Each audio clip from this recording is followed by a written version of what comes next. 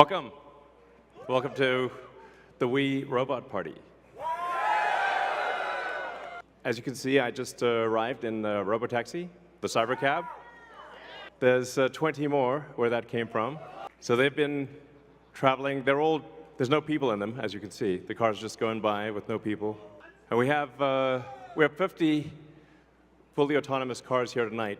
So you'll see Model Ys and the cybercab, all driverless.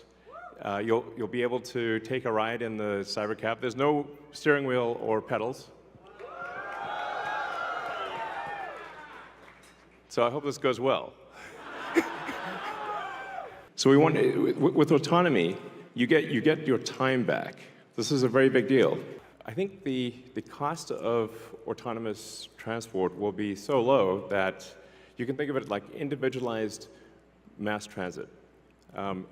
The average cost of a bus per mile for a city, not the ticket price, because that is subsidized, but the average price is about $1 a mile. Whereas the cost of cybercab, we think probably over time, from the operating cost is probably going to be around 20 cents a mile. And price, including taxes and everything else, probably ends up being 30 or 40 cents a mile. So yes, and you will be able to buy one. We expect the cost to be below $30,000. We do expect actually to start fully autonomous, unsupervised FSD in Texas and California next year. And that's with the Model 3 and Model Y. And then we expect to be in production with the cybercab, which is really highly optimized for autonomous transport in probably, well, I tend to be a little optimistic with timeframes, but in 2026. So, yeah, before 2027. Let me put it that way. When you get in, you'll see like it's really quite a wild experience to just be in a car with no steering wheel, no pedals, no controls, and it feels great. Something we're also doing is, and it's really high time we did this, is inductive charging. So the Robotaxi has no plug. It just goes over the inductive charger and charges. So yeah, it's kind of how it should be.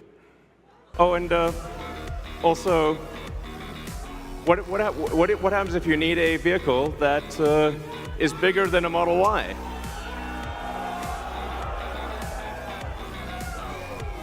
The Robovan. The Robovan is we're going to make this, and it's going to look like that. Now, can you imagine going down the streets and you see this coming towards you? That'd be sick.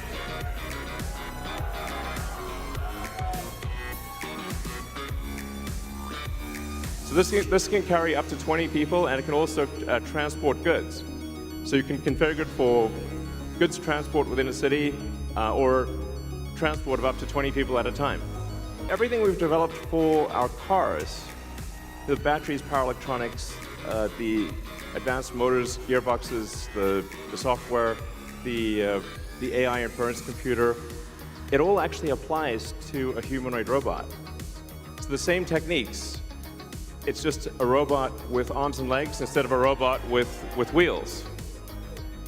I think at scale, this would cost something like, I don't know, $20,000, $30,000. Probably less than a car, is my prediction, long term. Now, it'll take us a minute to get to the long term, but fundamentally at scale, the Optimus robot, you should be able to buy an Optimus robot for, I think, probably $20,000 to $30,000 long term. So, and what can it do? It'll be able to do anything you want. So it can be a teacher, babysit your kids. It can walk your dog, mow your lawn, get the groceries, just be your friend, serve drinks. Whatever you can think of, it will do. And yeah, it's going to be awesome. I think this will be the biggest product ever of any kind.